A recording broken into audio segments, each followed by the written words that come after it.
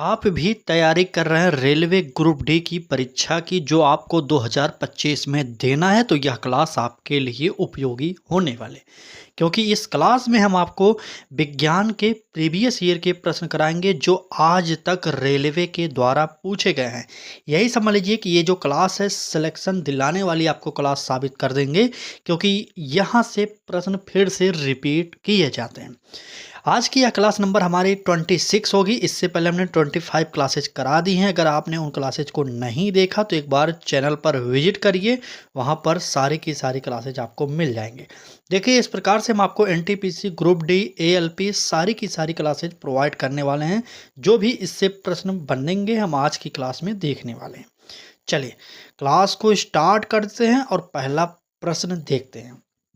कहा जा रहा है कि जब किसी तार से होकर धारा प्रवाहित होती है तो प्रत्येक बार कंपास की सुई में विक्षेपण होता है। इस विक्षेपण पर सर्वप्रथम किसका ध्यान गया था? यह क्लास उन लोगों के लिए जो अभी तक प्रीवियस ईयर के प्रश्नों को हल नहीं किए, क्योंकि हम आपको फ्री में करा रहे हैं। अगर यही आप किताब खरीदने जाएंगे कम से कम 500 रुपये आपको खर्च करने पड़ेगा इसका किताब लेने के लिए, लेकिन हम आपको फ्री में प्रोवाइड कर रहे हैं। अगर आप चाहते हैं जुड़ना हमारे साथ तो जुड़ जाइए, क्योंकि हम आपको डेली सुबह 10 बजे ग्रुप डी की क्लासेज प्रोवाइड कर रहे हैं। ठीक है, प्रश्न इस प्रकार से पूछा जाता है। पहले हम इसलिए पैटर्न आपको दिखा रहे हैं। प्रश्न में क्या पूछा गया था एक बार फिर से देख लेते हैं। जब किसी तार से होकर धारा प्रवाहित होती है तो प्रत्येक बार कंपास की सुई में विक्षेपण होता है। इस विक्षेपण पर सर्वप्रथम किसका ध्यान गया था? ए ऑप्शन करा है विलियम स्टर्जन, बी ऑप्शन करा है क्रिश्चियन ऑस्टेड, सी ऑप्शन करा है एडिसन और डी ऑप्शन करा है सीवी रमन।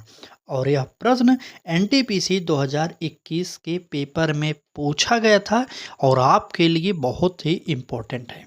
चलें हम यहाँ पर उत्तर की बात करें तो हमारा जो उत्तर होगा वो हो जाएगा क्रिश्चियन ऑस्टेड जो है, यही हमारा बी ऑप्शन सही हो जाएगा, क्योंकि सर्वप्रथम इन्हीं का ध्यान गया था, इसलिए हमारा इस प्रश्न का उत्तर बी ऑप्शन सही हो जाएगा। आगे बढ़ेंगे, अगला प्रश्न देखेंगे क्या कहा जा रहा है। अगला प्रश्न होगा ग्रुप डी 2022 में पूछा हुआ प्रश्न। प्रश्न में कहा क्या जा रहा है? कह रहा है कि चुंबकीय कंपास में निम्नलिखित में से क्या होता है? ए ऑप्शन कह रहा है एल्युमिनियम का एक सूचक, बी ऑप्शन कह रहा है एक कुंडली वाही चालक, सी ऑप्शन कह रहा है एक चालक कुंडली और डी ऑप्शन कह रहा है एल्युमिनियम का सूचक से जुड़ा एक छोटा चुंबक।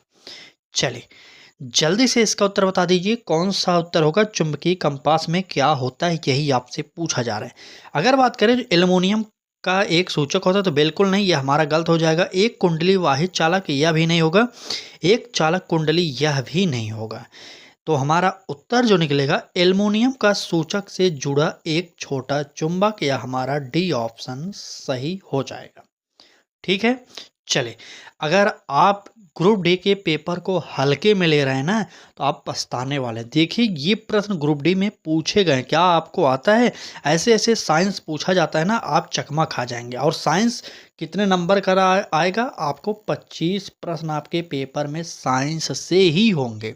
अभी मैं आपको सिलेबस प्रोवाइड कर दूंगा, बहुत जल्द प्रोवाइड करूंगा आपको, तब पता चलेगा कि कौन से सब्जेक्ट में कितने नंबर के प्रश्न पूछे जाते हैं। ठीक है, चलिए फिलहाल आगे बढ़ेंगे। अगला प्रश्न आरआरबी एएलपी की परीक्षा 2018 में हुई थी रेलवे के द्वारा। वहां पर यह प्रश्न पूछा गया था, क्या है सितारों में प्लाज्मा बनने का कारण है? क्या कारण है यही आपसे पूछा जा रहा है। ए ऑप्शन कर रहा है उच्च तापमान, बी ऑप्शन कर रहा है उच्च दाब, सी ऑप्शन कर रहा है कम दाब और डी ऑप्शन कर रहा है कम तापमान। चलिए सितारों में प्लाज्मा बनने का कारण क्या है, यही आपको बताना होगा। जल्दी से कमेंट करिए और उत्तर बता दीजिए। चलिए अगर बात करें इस प्रश्न के उत्तर की तो जो हमारा उत्तर हो जाएगा, अगर बात करें सितारों में प्लाज्मा बनने का जो कारण होगा वो क्या होगा? बिल्कुल सही, उच्च तापमान होता है हमारा। यहाँ पर हमारा ए ऑप्शन सही हो जाएगा। ठीक है, चले आगे बढ़ेंगे। हम इस क्लास में सिर्फ प्रश्न और उत्तर इसलिए करा रहे हैं ताकि कम समय में प्रीवियस ईयर को समाप्त किया जाए, उसके बाद हम आपको थ्योरिकल क्लासेज भी प्रोवाइड करेंगे। ठीक है, इसलिए लगभग 4000 प्रश्नों की श्रृंखला है। आज तक जितने भी प्रीवियस ईयर के प्रश्न रेलवे में ने पूछे हैं हम आपको प्रोवाइड करने हैं। ठीक, चले अगला प्रश्न देखेंगे। एनटीपीसी 2020 के पेपर में यह प्रश्न पूछा गया है। प्रश्न में कहा जा रहा है सापेक्षता का सिद्धांत किससे संबंधित है? बताइए, सापेक्षता का सिद्धांत किससे संबंधित है? क्या न्यूटन से होगा, केल्विन से होगा, आइंस्टीन से होगा या इनमें से कोई नहीं होगा? आप लोग जल्दी से कमेंट करिए और उत्तर बता दीजिए कि सापेक्षता का सिद्धांत किससे संबंधित है। ठीक है, चलिए जल्दी जल्दी कमेंट करते हैं। सापेक्षता का सिद्धांत किससे संबंधित होगा, यही आपको बताना होगा। आज की इस क्लास का महत्वपूर्ण प्रश्न है। चलिए, अगर बात करें सापेक्षता का सिद्धांत किससे संबंधित है तो इसका उत्तर जो होगा अल्बर्ट आइंस्टीन हो जाता है। हमारा यहाँ पर उत्तर सी ऑप्शन सही हो जाएगा। ठीक है, चले आगे। चले, निवेदन बस इतना। क्लास अच्छी लग रही हो तो लाइक करिए और अपने मित्रों तक शेयर करिए। अभी परीक्षा की डेट नहीं आई है, तब तक आप लोग प्रीवियस ईयर ही रट डालिए। ठीक है, क्योंकि हम अपने हर क्लास में बता रहे हैं कि 1.8 करोड़ लोगों ने फार्म डाला है और आपको पता होना चाहिए कि सीट कितनी है। लगभग 37,000 सीट में इतने फार्म पड़े हैं, तो क्या कंपटीशन रहने वाला है यह भी हमने आपको बताया कि 334 बच्चों पर एक सीट होने वाली है। ठीक है, तो कंपटीशन तगड़ा है और आपको तैयारी भी तगड़ी करनी पड़ेगी। ठीक है, चले आगे। चले अगला प्रश्न, इस प्रश्न को देखेंगे। कहा है कि इनमें से किस नाभिकीय भौतिकी के जनक के रूप में जाना जाता है? इनमें से किसे, चले इनमें से किसे नाभिकीय भौतिकी के रूप में जाना जाता है? ए ऑप्शन करा है न्यूटन, बी ऑप्शन करा है जेम्स वाट और सी ऑप्शन करा है जे थॉमसन और डी ऑप्शन करा है रदरफोर्ड। चले जल्दी से कमेंट करिए और उत्तर बताइए किन्हें जाना जाता है। तो इसमें से जो उत्तर हमारा निकलेगा नाभिकीय भौतिकी के जनक अगर पूछा जा रहा है क्या होगा बताइए? बिल्कुल सही, नाभिकीय भौतिकी के जनक जो होंगे वो हो जाएंगे रदरफोर्ड। ठीक है, रदरफोर्ड। चले डी ऑप्शन सही होगा। आगे बढ़ेंगे, अगला प्रश्न देखेंगे। ग्रुप डी 2018 में आया हुआ यह प्रश्न में कहा जा रहा है कि सूर्य की ऊर्जा का स्रोत है। क्या स्रोत है? ए ऑप्शन करा है प्रकाश विद्युत अभिक्रिया, बी ऑप्शन करा है नाभिकीय विखंडन अभिक्रिया, सी ऑप्शन करा है नाभिकीय संलयन अभिक्रिया और डी ऑप्शन करा है इनमें से कोई नहीं। चलिए बताइए, सूर्य की ऊर्जा का स्रोत कौन सा होगा? हमारा यहाँ पर उत्तर सही, एक बार कमेंट करिए और उत्तर जल्दी से बता दीजिए। चलिए ठीक ठीक, अगर आप उत्तर दे रहे हैं नाभिकीय संलयन अभिक्रिया तो यही हमारा सी ऑप्शन सही हो जाएगा, क्योंकि यही हमारा इम्पोर्टेंट होगा, सबसे बेस्ट। ठीक है, चलिए अगला प्रश्न देखेंगे। अभी हम आपको देखिए, आप हमारे प्लेलिस्ट पर जाएंगे तो हम आपको वहाँ पर भूगोल भी प्रोवाइड किए हैं, संविधान के प्रश्न आज तक जितने पूछे गए हैं उनको हम प्रोवाइड किए हैं, विज्ञान प्रोवाइड करा रहे हैं, इतिहास भी प्रोवाइड करा दिए हैं 2-3 क्लास, मतलब हर सब्जेक्ट आपको बारी बारी से प्रोवाइड कर रहे हैं। ठीक है, आप जुड़िए हमारे साथ और 2 से 3 दिन की क्लासेस देखिए, आपको खुद पता चल जाएगा हाँ क्या लाभ है प्रीवियस ईयर पढ़ने का। ठीक है, चलिए फिलहाल आगे बढ़ेंगे। अगला प्रश्न देखेंगे क्या कहा जा रहा है। इस प्रश्न की बात करें तो यह ग्रुप डी 2018 में पूछा गया है और प्रश्न कह रहा है कि नाभिकीय संलयन के दौरान होता है। क्या होता है? ए ऑप्शन कह रहा है न्यूट्रॉन बमबारी से भारी नाभिक खंडित होते हैं, बी ऑप्शन कह रहा है एक भारी नाभिक स्वतः ही खंडित हो जाता है, सी ऑप्शन कह रहा है दो हल्के नाभिक मिलकर एक भारी न्यूक्लियस बनाते हैं और डी ऑप्शन कह रहा है एक हल्का नाभिक स्वतः ही खंडित हो जाता है।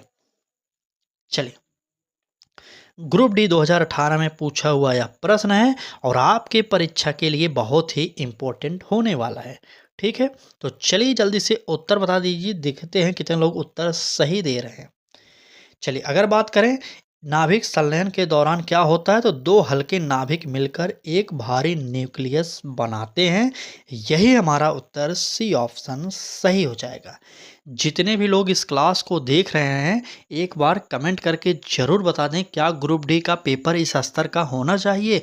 ये लोग 10वीं पास के लिए फार्म अप्लाई का ऑप्शन दे देते हैं, लेकिन यह स्तर देख रहे हैं किस प्रकार से प्रश्न ये पूछते हैं, आप खुद देखकर चकमा खा सकते हैं। ठीक है, चलिए फिलहाल तैयारी अभी से करते रहिए क्योंकि टफ पेपर होने वाला है और कंपटीशन हाई है।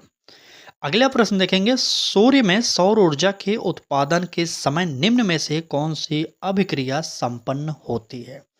ए ऑप्शन का रहा है नाभिकीय विखंडन, बी ऑप्शन का रहा है अवघटन, सी ऑप्शन का रहा है नाभिकीय संलयन और डी ऑप्शन का रहा है दहन। जल्दी से कमेंट करके बता दीजिए सूर्य में सौर ऊर्जा के उत्पादन के समय कौन सी अभिक्रिया होती है। चलिए, बिल्कुल सही। अगर बात करें सूर्य में सौर ऊर्जा के उत्पादन के समय कौन सी अभिक्रिया संपन्न होती है, नाभिकीय विखंडन नहीं होता, अपघटन नहीं होता, दहन नहीं होता, तो हमारा उत्तर निकल जाएगा नाभिकीय संलयन होता है। ठीक है, यहाँ पर सी ऑप्शन सही हो जाएगा। यह प्रश्न ग्रुप डी पेपर 2018 में पूछा गया है। आगे बढ़ेंगे, अगला प्रश्न देखेंगे क्या कहा जा रहा है। देखिए, इस प्रकार से हम आपको डेली 20 से 25 प्रश्न प्रोवाइड कर रहे हैं और क्लास की जो देखा जाए कितनी स्पीड से कराई जा रही है, कितने सही समय पे कराई जा रही है, ये सब आप देख सकते हैं। यहाँ पर सिर्फ हम प्रश्न और उत्तर की बात करते हैं ताकि आप आसानी से याद कर सकें। अगर आपको 2 से 3 बार भी इस क्लास को देखना हो तो देख लीजिए, लेकिन ग्रुप डी और एनटीपीसी और एएलपी के प्रश्नों को रट लीजिए क्योंकि ये कई बार रिपीट किए जाते हैं। ठीक है, बाकी आपकी इच्छा है, आपको प्रीवियस ईयर पढ़ना है कि नहीं पढ़ना, आपको अलग से तैयारी करनी, आप कमेंट बॉक्स में ज़रूर बता दीजिएगा, हम आपको प्रोवाइड करने लगेंगे क्लास दूसरी। ठीक है, चलिए फिलहाल आगे बढ़ेंगे। आपने एक बात तो सुनी होगी कि चीन ने सूर्य बना लिया, अपना एक कृत्रिम सूर्य बना लिया है, तो उसके बारे में अगर आप थोड़ा भी जानते हैं तो इस प्रश्न का उत्तर दीजिए। चलिए, कहा जा रहा है चीन ने अपने कृत्रिम सूर्य के लिए इनमें से किस तकनीक का उपयोग किया है। ए ऑप्शन का है नाभिकीय विखंडन, बी ऑप्शन का है गुरुत्वाकर्षण बल, सी ऑप्शन का है नाभिकीय संलयन और डी ऑप्शन का है विद्युत चुंबकीय प्रेरण। चलिए, जल्दी से कमेंट करिए और उत्तर देखते हैं कितने लोग सही बता रहे हैं कि चीन ने अपने कृत्रिम सूर्य के लिए इनमें से किस तकनीक का उपयोग कर लिया है। एक बार जल्दी से कमेंट करके बता दें। चलिए, तो बात करें इस प्रश्न की उत्तर की, तो बिल्कुल सही, नाभिकीय संलयन। अभी मैंने ऊपर बताया था कि नाभिकीय संलयन के द्वारा ही ये सब कार्य होता है, तो यहाँ पर सी ऑप्शन हमारा सही हो जाएगा इस प्रश्न का। यह भी प्रश्न ग्रुप डी 2018 में पूछा गया है, नहीं ये ग्रुप डी में नहीं पूछा गया, एनटीपीसी में पूछा गया है, माफ़ी चाहेंगे। यह प्रश्न एनटीपीसी में पूछा गया है, एनटीपीसी 2021 के पेपर में यह प्रश्न पूछा गया है और इसका जो उत्तर हो जाएगा वो हो जाएगा नाभिकीय संलयन। ठीक है, चलें आगे। चलें, अगला प्रश्न देखेंगे क्या कहा जा रहा है। अगला प्रश्न में कहा जा रहा है कि निम्नलिखित में से कौन नाभिकीय संलयन प्रतिक्रिया का एक उदाहरण है, बताइए। कहा जा रहा है कि निम्नलिखित में से कौन नाभिकीय संलयन प्रतिक्रिया का एक उदाहरण है। ए ऑप्शन का है परमाणु ऊर्जा उत्पादन, बी ऑप्शन का है हाइड्रोजन बम, सी ऑप्शन का है परमाणु और हाइड्रोजन बम और डी ऑप्शन का है नाभिकीय बम। चलिए, एनटीपीसी 2021 का यह प्रश्न आपकी परीक्षा में आ सकता है। चलिए, देखते हैं कितने लोग उत्तर सही दे रहे हैं। अगर बात करें कि नाभिकीय संलयन प्रतिक्रिया का एक उदाहरण है तो कौन सा उदाहरण होगा, तो यहाँ पर नाभिकीय संलयन का उदाहरण होगा हाइड्रोजन बम। यहाँ पर बी ऑप्शन हमारा सही हो जाएगा। आगे बढ़ते हैं, अगला प्रश्न देखेंगे क्या कहा जा रहा है। कहा जा रहा है कि निम्नलिखित में से किसका उपयोग नाभिकीय रिएक्टरों में मंदक के रूप में नहीं किया जाता है। ए ऑप्शन का है बोरान, बी ऑप्शन का है भारी जल, सी ऑप्शन का है ग्रेफाइड और डी ऑप्शन का है जल। चलिए, नाभिकीय रिएक्टरों में मंदक के रूप में किसे उपयोग नहीं किया जाता, यही आपसे प्रश्न में पूछा जा रहा है। तो यहाँ पर जो उत्तर निकलने वाला है, एनटीपीसी 2021 में यह भी प्रश्न पूछा गया था और इसका उत्तर जो होगा वो हो जाएगा बोरान। बोरान उत्तर होगा हमारा ए ऑप्शन। चलिए अगला प्रश्न देखेंगे क्या कहा जा रहा है। अगला प्रश्न में देखिए, क्लास अच्छी लग रही हो तो इस प्रकार से आप हमारे साथ जुड़कर डेली क्लासेज कर सकते हैं। करना कुछ नहीं, सिर्फ चैनल को सब्सक्राइब करना है, बेल आइकन को ऑन करना है, उसमें आपका पैसा नहीं लगता, आप सब्सक्राइब कर सकते हैं। ठीक है, चलिए फिलहाल आगे बढ़ेंगे। अगला प्रश्न देखेंगे क्या कहा जा रहा है। प्रश्न में कहा जा रहा है किस ब्रिटिश भौतिक वैज्ञानिक को इलेक्ट्रॉनों की खोज से संबंधित उनके कार्य के लिए 1906 में भौतिकी के नोबेल पुरस्कार से सम्मानित किया गया था। ए ऑप्शन का रहा है जेम्स चैडविक, बी ऑप्शन का रहा है नील्स बोर और डी ऑप्शन का रहा है थॉमसन और सी ऑप्शन थॉमसन है और डी ऑप्शन रदरफोर्ड है। यहाँ पर प्रश्न सुन लीजिए कि इलेक्ट्रॉनों की खोज से संबंधित 1906 में किसे नोबेल पुरस्कार मिला था, यही आपसे प्रश्न में पूछा जा रहा है। ठीक है, तो बताइए उत्तर क्या होने वाला है। चलिए जल्दी से कमेंट कर दीजिए उत्तर क्या होने वाला है।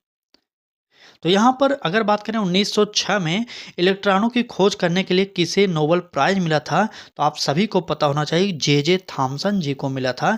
यहाँ पर हमारा सी ऑप्शन सही हो जाएगा। इनका नाम याद कर लीजिएगा। 1906 में इलेक्ट्रॉनों की खोज के लिए इन्हें क्या मिला था, नोबेल प्राइज मिला था। ठीक है, सी ऑप्शन सही हो जाएगा। चलिए आगे बढ़ेंगे। अगला प्रश्न देखेंगे। कहा जा रहा है कि एक परमाणु में न्यूट्रॉनों की संख्या किसके बराबर होती है। ए ऑप्शन का रहा है द्रव्यमान संख्या, बी ऑप्शन का रहा है द्रव्यमान संख्या और परमाणुओं की संख्या और सी ऑप्शन का रहा है परमाणु संख्या, डी ऑप्शन का रहा है इलेक्ट्रॉनों की संख्या।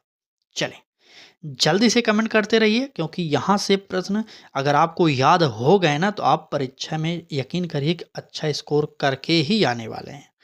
ठीक, चलें कौन सा यहाँ पर उत्तर होगा हमारा, एक बार कमेंट जरूर करिए कि परमाणु में न्यूट्रॉनों की संख्या किसके बराबर होती है।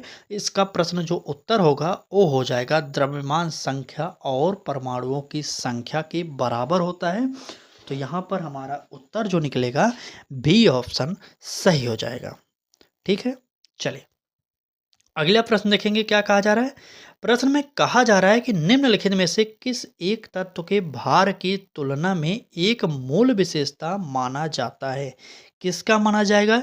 ए ऑप्शन का है परमाणु द्रव्यमान का, बी ऑप्शन का है परमाणु त्रिज्या का, सी ऑप्शन का है आवोगाद्रो संख्या का और डी ऑप्शन का है परमाणु क्रमांक का।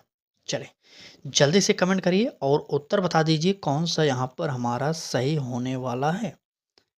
चले ठीक ठीक, क्या पूछा गया था। एक तत्व के भार की तुलना में एक मूल विशेषता माना जाता है, तो किसे माना जाएगा, तो परमाणु क्रमांक को ही मूल विशेषता माना जाता है। तो यहाँ से हमारा उत्तर डी ऑप्शन सही हो जाएगा। ठीक, चलिए आगे बढ़ते हैं। अगला प्रश्न देखेंगे। आज की इस क्लास में बस इतने ही प्रश्नों की संख्या थी। बाकी क्लास कैसी लगी कमेंट करके ज़रूर बताइएगा। अच्छी लगी हो क्लास तो चैनल को सब्सक्राइब कर दीजिए और बेल आइकन को भी ऑन करिएगा। बाकी किसी भी आपको किसी भी समस्या के लिए आप हमारे कमेंट बॉक्स में कमेंट करिए। आपको किस सब्जेक्ट की क्लासेज पहले चाहिए यह भी बता सकते हैं। आपको प्रीवियस ईयर की क्लास चाहिए कि नहीं चाहिए ये भी बताइए। फिलहाल हम आपको क्लासेज अभी यही प्रोवाइड कर रहे हैं। अगर आप भी किसी कंपटीशन एग्जाम की अलग से तैयारी करना चाहते हैं उसके लिए भी आप हमें कमेंट बॉक्स में कमेंट करके बता सकते हैं, हम आपको क्लासेज प्रोवाइड कर देंगे।